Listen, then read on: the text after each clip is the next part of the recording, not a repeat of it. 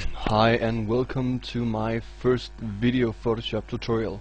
I'm Adam's son and I will be showing you more or less how I did this photo that you can see on the screen right now. It's a photo of myself, well, duh, and it's taken by a friend of mine called Mikkel, who came along to my studio and we played around and he did this shot of me. The original photo looks like this. It's actually a JPEG with a picture style on it, which has enhanced the contrast a bit, but that's about it. I've been wanting to do this this dispersion, this coming undone effect for a while. So I sat down and looked through some other tutorials and eventually figured out how it was done, or at least how I would do it. So what I did was that I did a cutout of myself, like this, as you can see here. Not that good of a cutout actually. Fast one, the hair is okay, but still some errors here and there, as you can see. Right here, I did it with the extraction tool,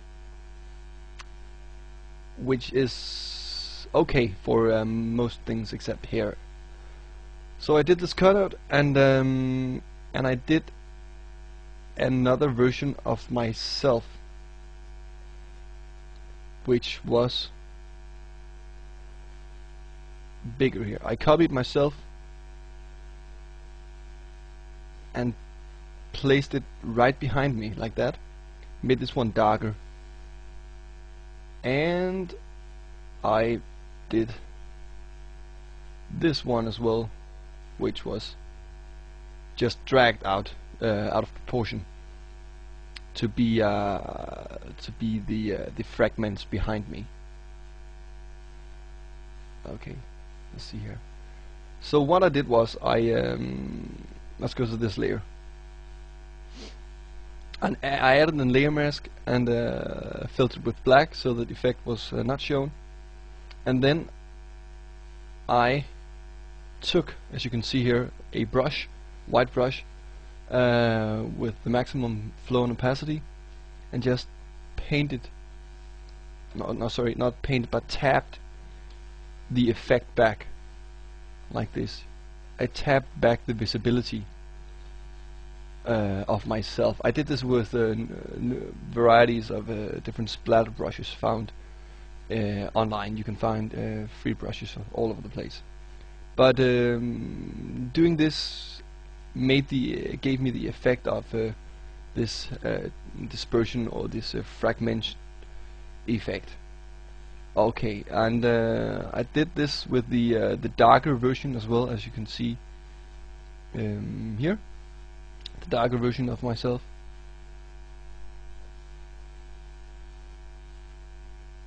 To give it a bit more depth in the final image. And this was myself. I did the opposite with the cutout version. As you can see here, this is the regular version, and I added a layer mask, and instead of a white brush, I did it with a black brush and painted the effects away or off me. And I tried to find some similar brushes and similar cut-ins in the body to match the disappearing effects, as you can see up here around this area. But more basically, it's just a try and error. Try, if you can see, to make something look good actually. Okay, this far is good. This is more or less the main effect. I added a white background. As you can see here, I did not add this place though, because there I just used the original image to gain the shadow. The reason why I cannot see the rest of the original image right now is because I had a white layer on top of it, except on that spot right there. I then added some vibrance, not that visible.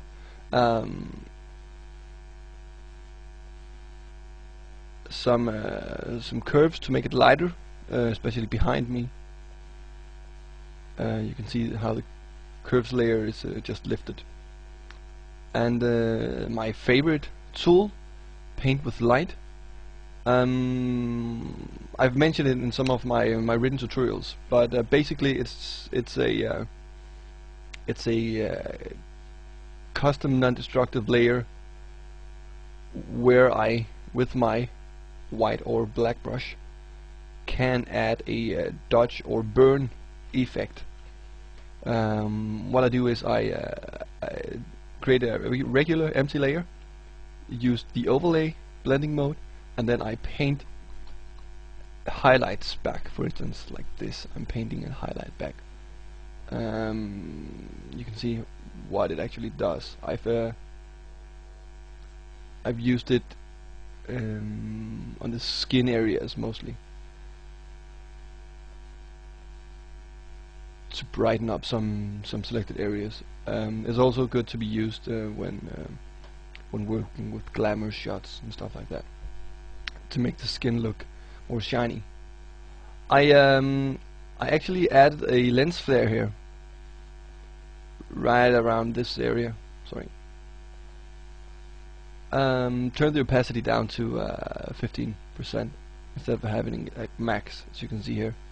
I thought it, in my opinion, it ruined the image a bit.